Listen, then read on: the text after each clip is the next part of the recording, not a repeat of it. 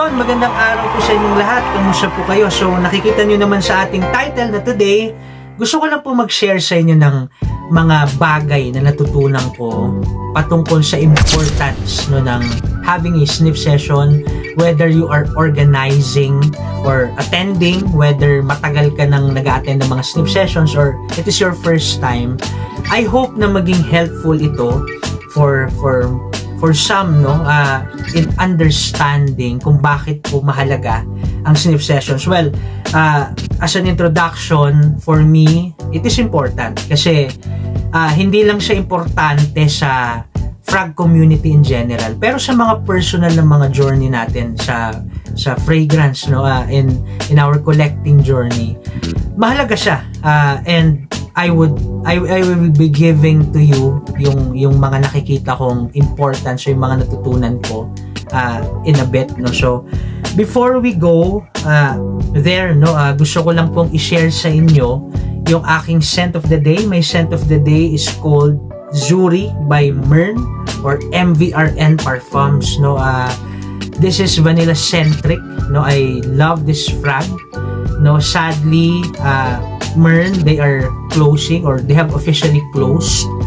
At it is sad, pero of course may mga personal reasons si Ma'am Claire Go. So yeah, we will continue to support Ma'am Claire and the direction she will be having, lalo in terms of perfumery in the future. So yeah, this is my scent of the day, and siguro short history lang ng Baguio Frag Group. So most of you know siguro na I am one of the figures na nagli-lead sa Baguio Frag Heads. And since 2022, I have not only attended but I have organized sniff sessions, in particular sa Baguio Frag community. So 2022, nagsimula siya na small groups lang, Of course, nanggaling yan sa transactions, buying, trading. Eventually, syempre, hindi lang yan magtatapos sa buying and trading. Magdadala ka rin ng mga perfumes kung magre-request sila sa'yo, or yung mga perfumes na gusto mong i-share, gusto mong matry din nila, And eventually, 2023, ilalagay ko sa link, kasi may content din ako. Kwento ko yung history ng Baguio Frag Group. So, ilalagay na lang natin sa description box. And yun, 2023 nag-start, dalawa lang kami sa isang maliit na cafe malapit lang sa amin. Even may time pa na ginawa namin yung sniff session sa labas ng sari-sari store lang, Dalawa lang kami. And eventually nag-grow yung group, nagkaroon kami ng group chat, mas marami yung naging reach ng Baguio Frag community. So yeah, ilalagay na lang natin sa description box. So ayun, ano ba yung importances? Ano ba yung mga natutunan kong importance ng attending a sniff session? So yun, I'll be trying my best na magbigay sa inyo ng mga importances na to, and siguro meron pa kayong mga personal na natutunan. So maganda na i-share nyo rin sa comment box below, So ano ba yung mga importance na yun? Number one, exploration. Sniff sessions allow you to explore, to discover new perfumes, Para sa mga bago or para sa mga luma, yung discovery sa frag game, hindi po yan natatapos, If you are new, of course, you want to try out different scent profiles, Maka-discover ka na hindi lang pala freshies ang meron sa frag game. Meron din yung mga sweeter or gourmand perfumes. Meron din yung more complex ng mga scent profiles, It allows you to discover, At sa mga medyo matatagal na or sa mga matatagal na, it allows you then to build your scent profile direction, yung tinatahak mo in collecting, kasi eventually lalo sa mga collectors, kasi there are those na hindi talaga sila nagko-collect, talagang more of finding a signature perfume, at kung naubos na yon, doon lang sila bibili. Pero most of us are collecting, and if you're collecting, of course, gusto mong may tinatahak or may direction kay collecting. merong mga completionist, no, nagko-complete sila ng isang house, no, before they move to the next one. Meron din mga collectors na they want to stick doon sa scent profile na talagang nagustuhan nila. In the future, no, we will make a content then about the fragrance wheel, no. So yun, discovery, no, in general. So it helps you as a frag head to discover, no, whether you are a newbie sa frag game or matagal na. Again, no, it allows you to discover something, no, from dupes or inspired perfumes or clones to the designer frags, and of course to the niche and the indie perfumes, no. So yun, exploration, number 1. And number 2, very much connected sa number 1, no. Number 2, it is to avoid blind buying. Personally, no, nasabi ko naman sa inyo na hindi na siya applicable sa akin, no. Bakit siya hindi applicable sa akin? No? Baka may mayabangan. Hindi po, hindi siya applicable sa akin na kasi na-discover ko sa sarili ko na I love the adventure.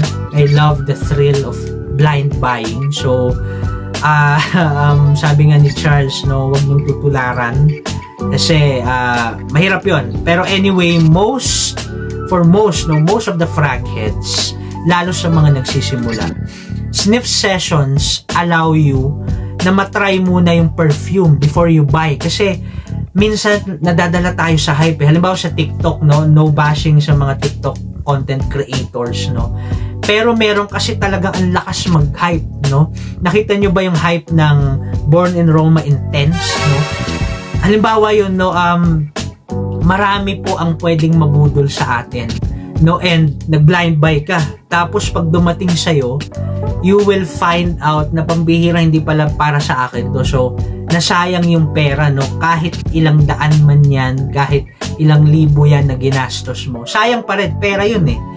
No, so, ang sniff session, it will allow you to discover, halimbawa, no, Born in Roma Intense, no, lalo sa mga malalaking groups, most probably may makapagdadala niyan. Halimbawa, Stronger With You Intensely ng Symmetry Love, grabe yung mga naging hype niyang mga perfumes na yan, ano. It will allow you na ma-discover if the perfume is for you or not, no. So, ang laki ng help ng sniff sessions to avoid yung sinasabi nilang failed na blind buying, no. So yeah, yun yung number 2. It avoids failed blind buys. So number 3, it allows you to experience community, no. Kasi ang fragrance, kaya nga frag community, kaya nga tayo may mga frag groups. Hindi lang yan exchange, no, ng or hindi lang siya pag-share per se ng mga thoughts natin.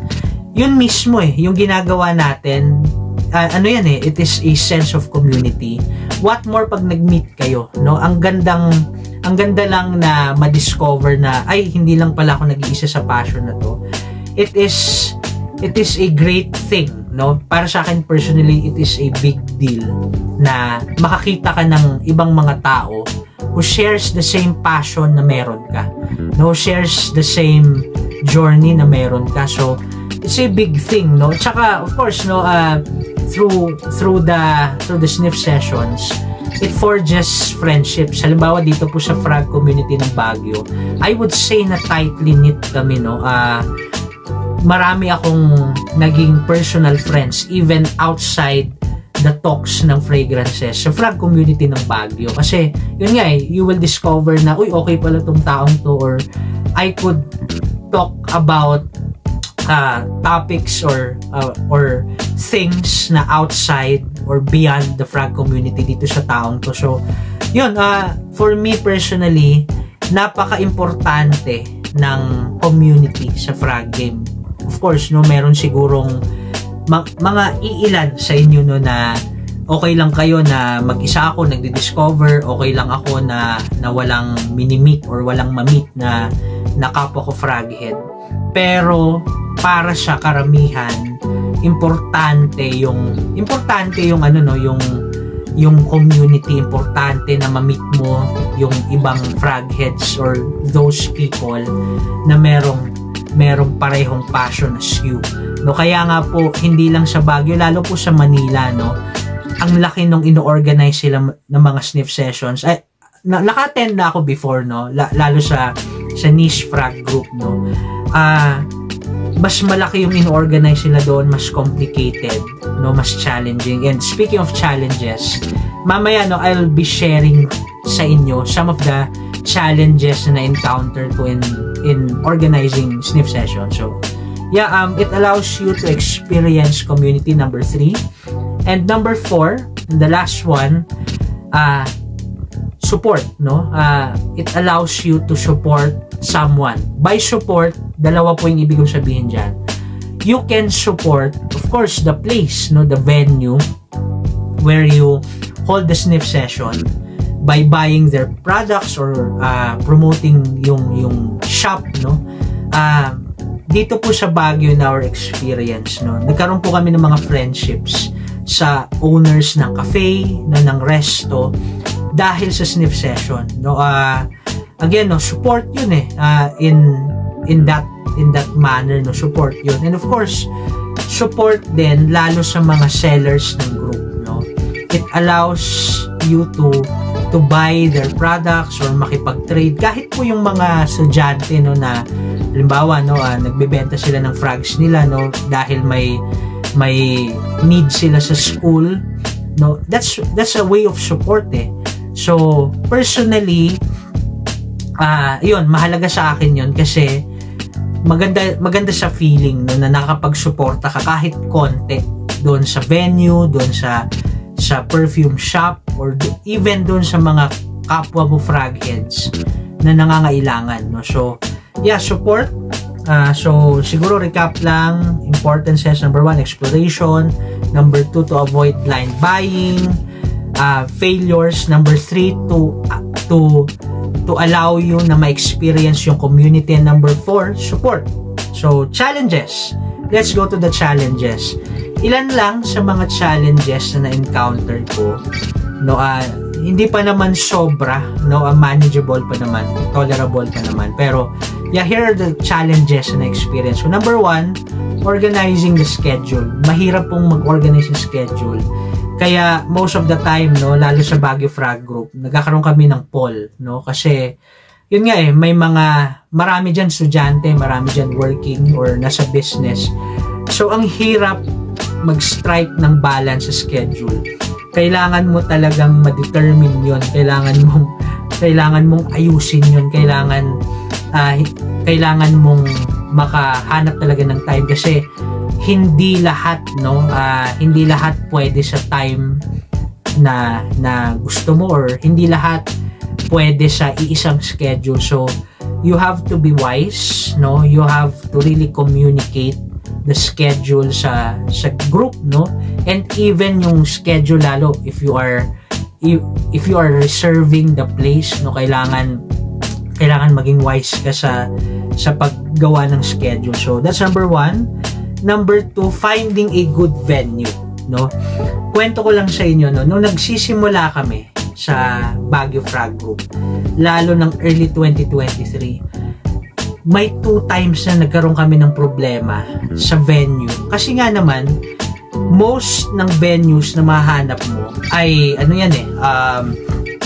either cafe or restaurant. At alam po natin na ang pagkain, ang business ng pagkain and perfumes, they do not go together, no, kasi makaka-distract ka talaga ng mga customers. So there were times na talagang kinausap kami, pwede po bang umalis na kayo kasi naapektuhan na yung mga customers, naamoy na nila yung perfume. So ayun, finding a good venue. It is important to find an area na open, no, and when you're finding an open area, isa pa sa kalaban mo dyan, baka masyadong mainit or baka biglang umulan. Na-experience na po namin yun both, no, na masyadong mainit tapos yung time din na biglang umulan. So it is really a challenge, no, and thank God nakahanap kami ng mga tao, no, ng mga owners, no, na na frogheads din, no? At doon sa place nila kami nag-conduct ng mga sniff sessions namin. And yun nga, isa pa sa importance na nakikita ko in finding a good venue, maganda na kaibiganin mo talaga yung owner. Kasi yun nga hindi mo lang siya ginagamit in the place, no, for your sniff sessions. Hindi lang ganun yun Kailangan makita niya rin na you are supporting the place, you are supporting him, no, and gusto mo siyang maging kaibigan if that's possible, no. So yeah, that's number 2, finding a good venue. Number 3, safety. Kasi lalo pag itong organizer, pambira, nakakatakot no mag-organize kasi hindi lang yung safety ng hindi lang yung safety ng mga a-attend. So there were times na I make sure to it, no, na nakasakay na, lalo yung mga ladies sa group, nakasakay na sila kasi gagabihin kayo most of the time the Baguio Frogheads ginagabi po kami, no. Syempre may kwentuhan pa yan, no, kakain pa kayo, etc. So you have to make sure, lalo pag ikaw yung organizer, na lahat ng umattend ng sniff session nakauwi ng safe, no, at hindi sila naka-experience ng anything uncomfortable. So yun, no, that's one side of the safety part, no. At yung another side ay yung safety ng perfumes. Lalo pag nasa open area kayo, no, ini-imagine ko sa Manila, no, lalo pag nasa open space kayo, ang daming tao no, na dumadaan or ang daming tao na uma-attend. No, andun yung possibility na baka manakaw, no, may biglang kumuha ng perfume na meron ka, or yung possibility na pambihira mabasag yung perfume, no, na experience na namin sa sessions, no, na biglang nahulog yung perfume, nakakaba yun, no, buti na lang hindi nababasag, no.